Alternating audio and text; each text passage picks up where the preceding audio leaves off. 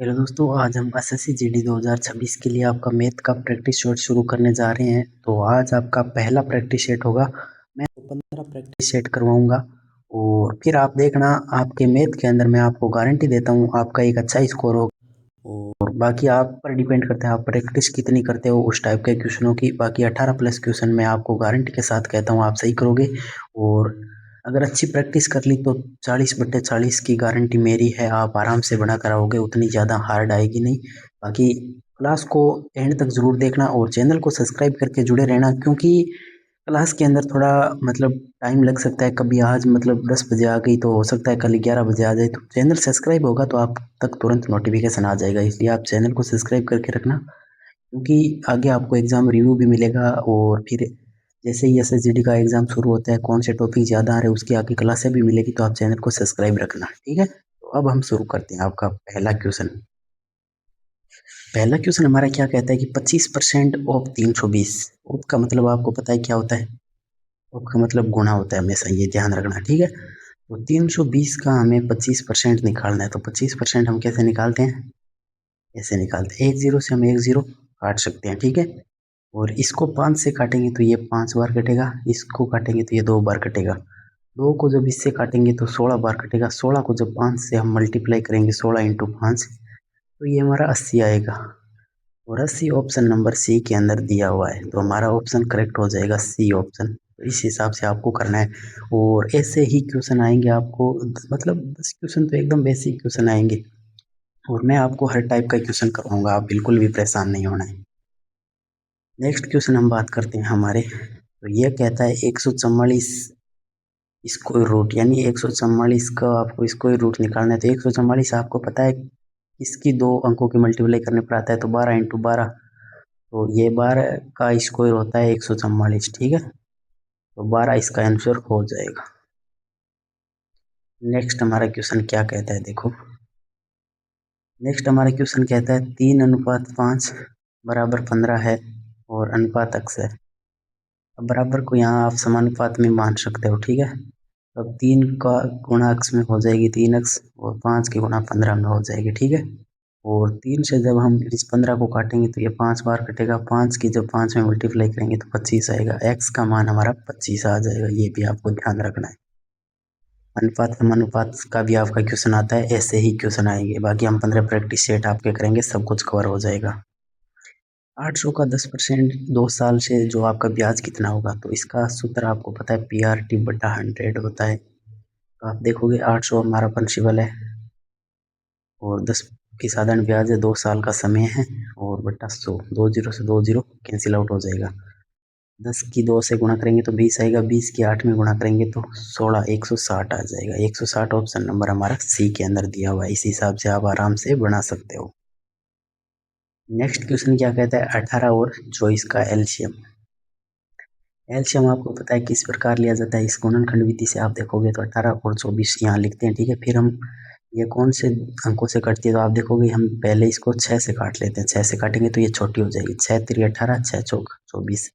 अब इसके अंदर कोई कॉमन नहीं है, तो अब हम इसको सीधी मल्टीप्लाई कर देते हैं, 4 3 12, और 12 को जब गुणा करेंगे 6 से तो 12 छक्की 72 आएगा। और 72 ऑप्शन नंबर सी के अंदर दिया हुआ है। इस हिसाब से आप आराम से निकाल सकते हो, ठीक है।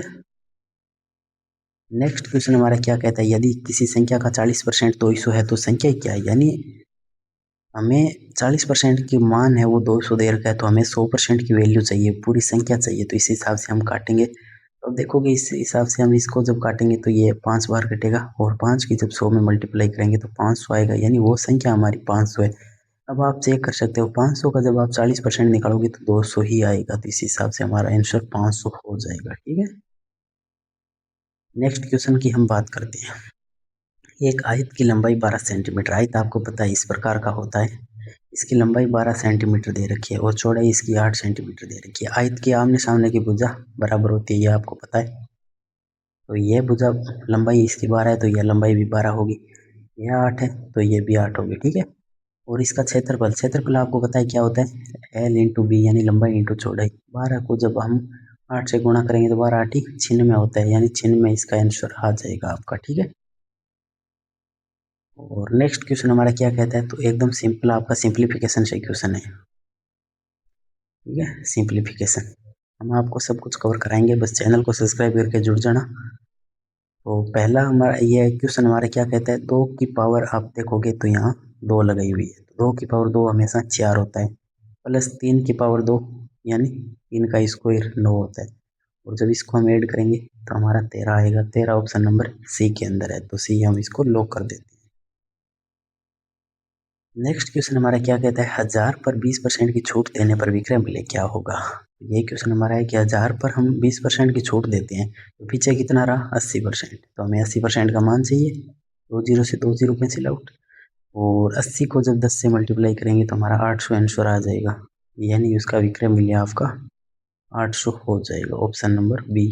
ठीक है, एकदम ऐसे ही क्वेश्चन आएंगे, आपको परेशान नहीं होना है बिल्कुल, मैं आपको मैथ का डर आपका निकाल दूंगा। ये क्वेश्चन मतलब कभी कभी मैथ के अंदर पूछा जा सकता है, बट ये रीजनिंग का क्वेश्चन है। 7 आता है, 14 आता है, 21 आता है, ये श्रृंखला चलती है तो आगे 28 आएगा। 28 नंबर ऑप्शन नंबर सी के अंदर है। ठीक है, और फिर हमारा क्वेश्चन क्या कहता है, 5 6 में यदि दोनों में 3 जोड़ दिया जाए तो नई अनुपात क्या, तो 5 है, ये 6 है, इसके अंदर प्लस 3 ऐड यहाँ कर दे, प्लस 3 ऐड यहाँ कर दे, ये कितना होगा 8 होगा, ये कितना होगा 9 होगा।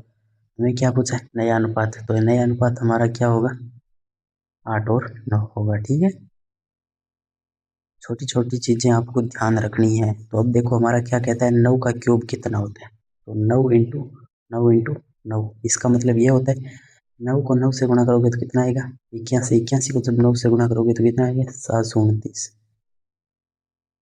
ऑप्शन नंबर एक के अंदर है आपका, ये हम लोग कर देते हैं। ठीक है, और इस हिसाब से आपको याद रखना है, 1 का क्यूब 1 होता है, 2 का क्यूब 8 होता है, 3 का क्यूब 27 होता है।